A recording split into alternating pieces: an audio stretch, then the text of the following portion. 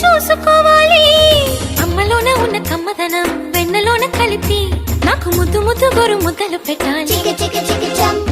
ప్రేమలోన ఉన్న తీయదనం ప్రేమతోటి తెలిపి చిన్న తప్పు చేసి నన్ను తీయక తిట్టాలి.